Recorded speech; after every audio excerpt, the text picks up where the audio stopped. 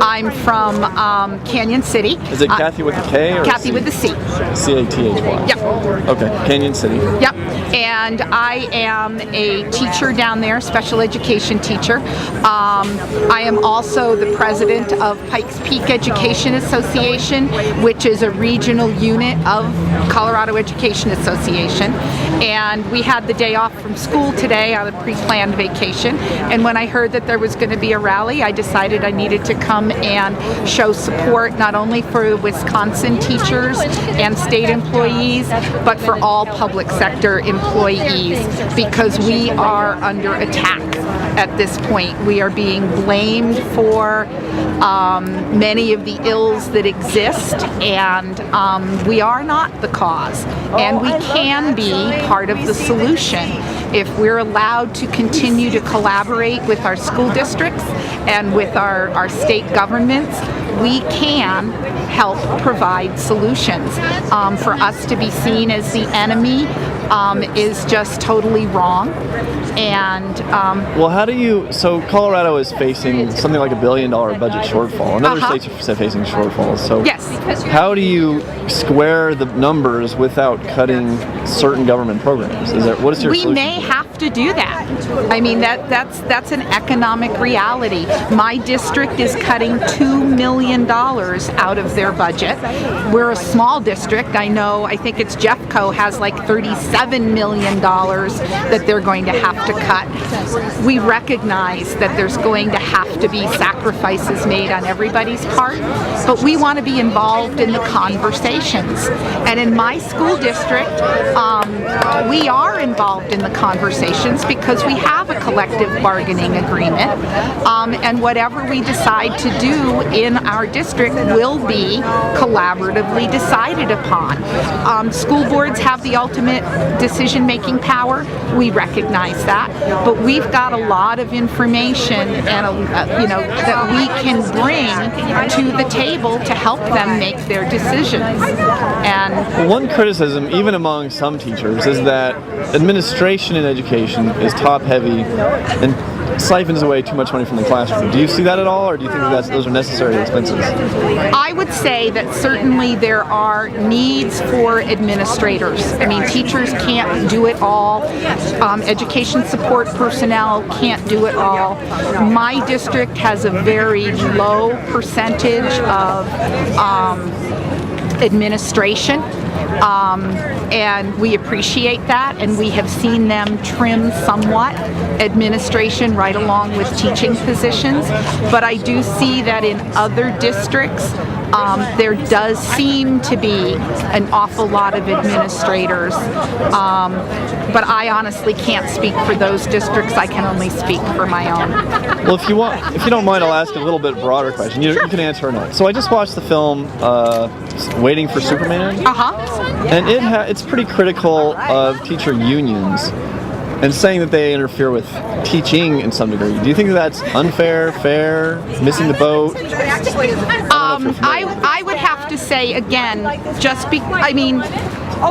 when you look at how teachers are perceived at the local level by the parents in the community, they have a very high respect rate.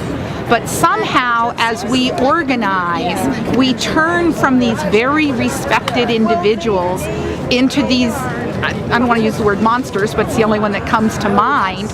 And I find it very difficult to reconcile the fact that people who know us, who have had children in our classes that have a high respect for us, where do we lose that respect as we move into an organization, as we look at us as from a state perspective instead of a local perspective?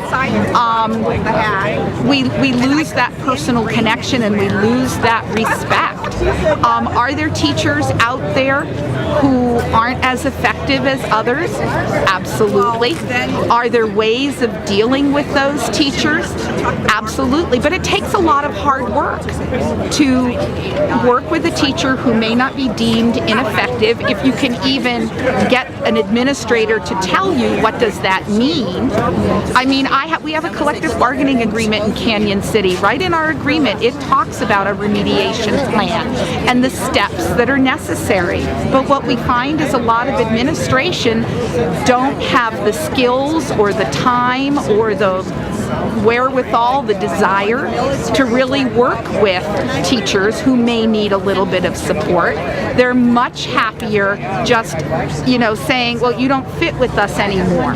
And so that's one of the reasons that things like due process are so important to teachers.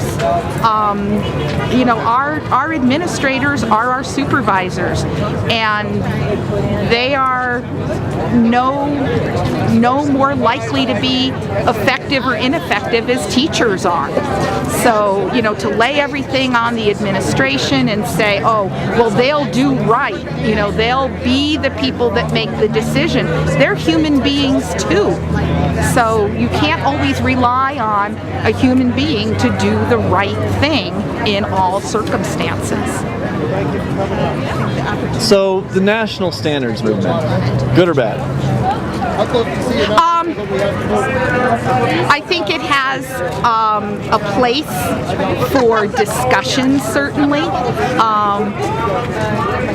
I think, though, that there needs to be some willingness to accept the fact that there are areas of our country that have different needs than other areas of our country, and that not all standards are going to fit in different places.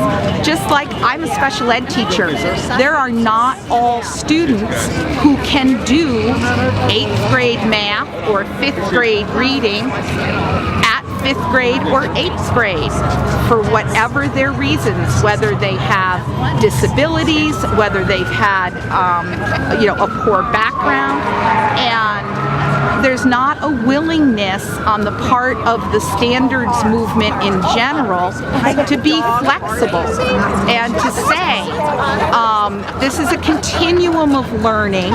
If you're down here on the continuum, what we need to focus on is getting you to the next level, not simply making you jump 3 levels to get to the current level. I mean, that makes no sense.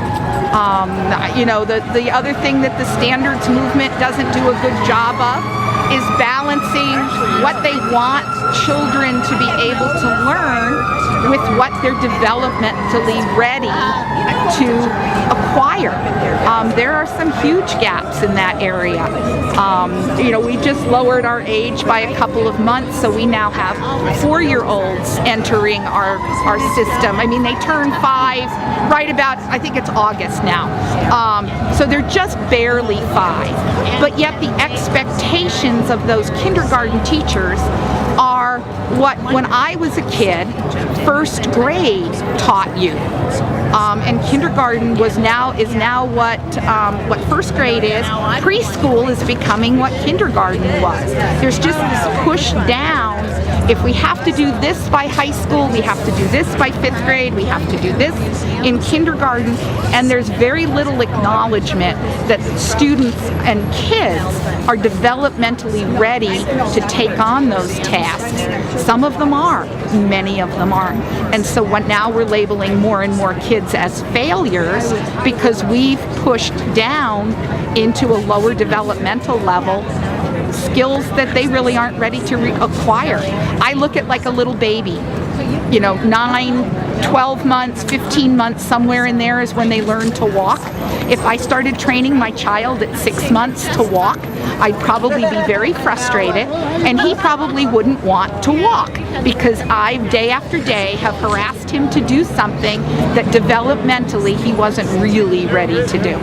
So it's a very frustrating experience to look at the standards. And standards themselves are not the answer because it all depends on how they're interpreted and how they are tested, how much emphasis is put on them. So I guess I have some ambivalence toward the national standards. Well, thanks. I took a little more time than I expected, but you had some good answers, so I appreciate it. Okay. Thanks a lot. Thank you.